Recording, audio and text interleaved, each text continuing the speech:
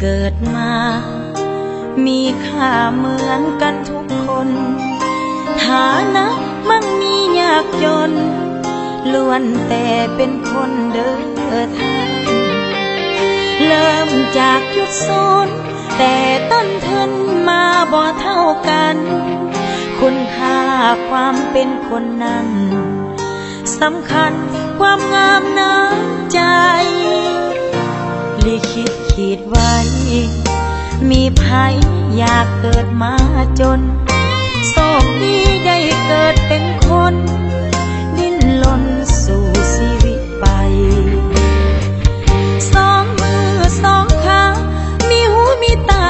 มีลมหายใจ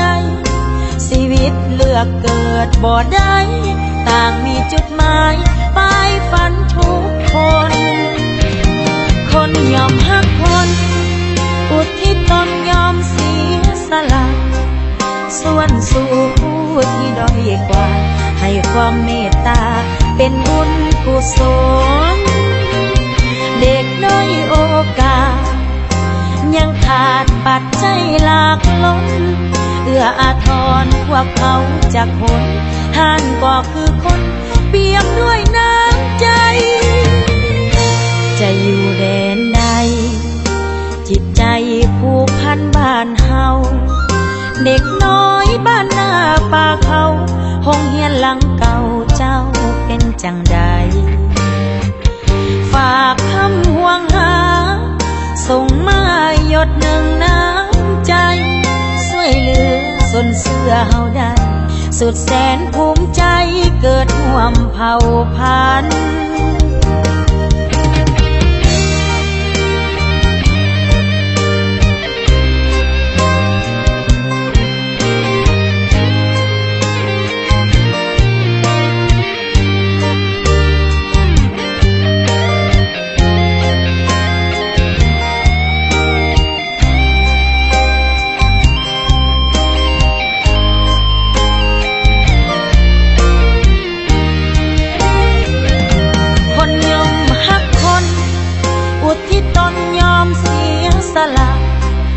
ส่วนสู่ผู้ที่ด้อยกว่าให้ความเมตตาเป็นบุญกุศลเด็กด้อยโอกาสยังขาดปัจจัยหลากล้นเอื้ออาทรพวกเขาจากคนท่านก็คือคนเปี่ยมด้วยน้ำใจจะอยู่แดนไกลแต่ใจผูกพันบ้านเฮาเด็กน้อยบ้านหน้าป่าเขาห้องเฮียนหลังเก่าเจ้าเป็นจังใด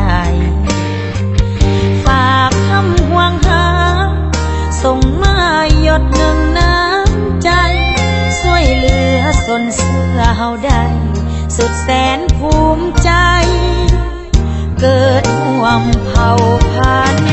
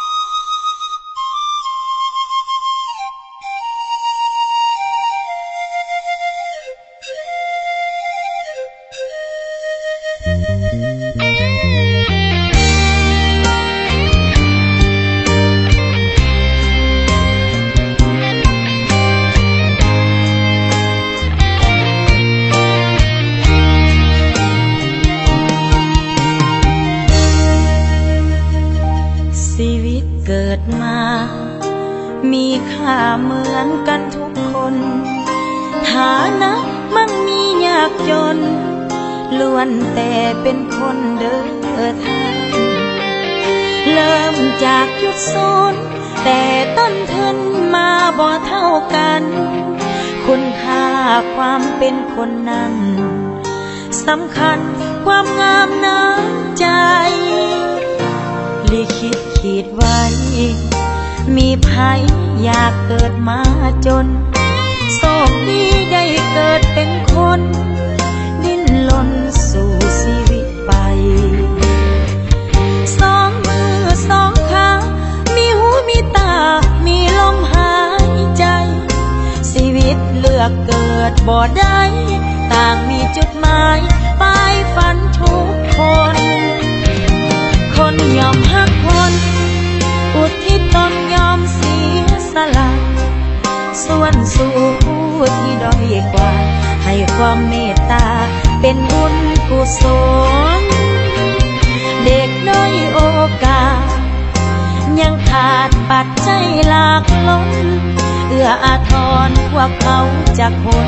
ท่านก็คือคนเปี่ยมด้วยน้ำใจจะอยู่แดนใดจิตใจผูกพันบ้านเฮาเด็กน้อยบ้านหน้าป่าเขาห้องเฮียนหลังเก่าเจ้าเป็นจังใดฝากคำห่วงหาส่งมาหยดหนึ่งน้ำใจช่วยเหลือสนเสื้อเฮาได้สุดแสนภูมิใจ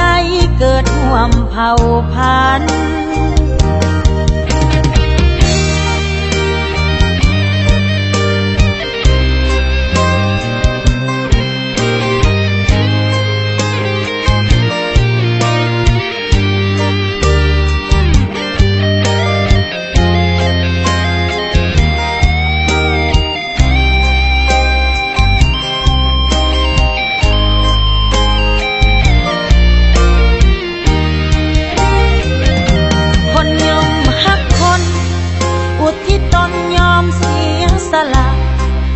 ส่วนสู่ผู้ที่ด้อยกว่าให้ความเมตตาเป็นบุญกุศลเด็กด้อยโอกาสยังขาดปัจจัยหลากล้น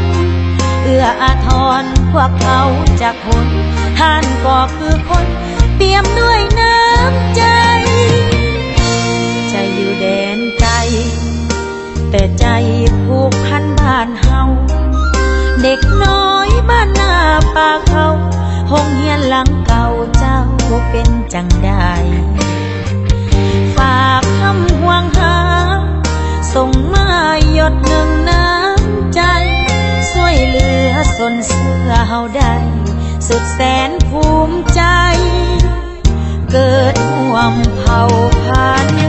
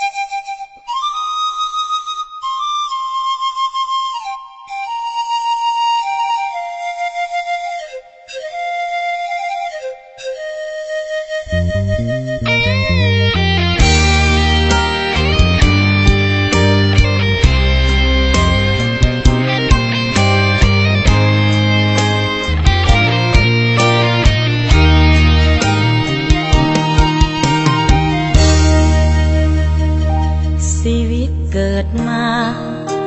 มีค่าเหมือนกันทุกคนฐานะมั่งมียากจนล้วนแต่เป็นคนเดินทางเริ่มจากจุดศูนย์แต่ต้นทุนมาบ่เท่ากันคุณค่าความเป็นคนนั้น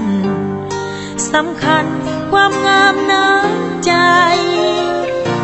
ลิขิตขีดไว้มีภัยอยากเกิดมาจน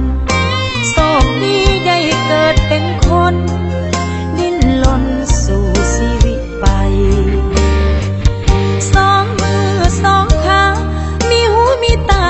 มีลมหายใจ อกเกิดบ่ได้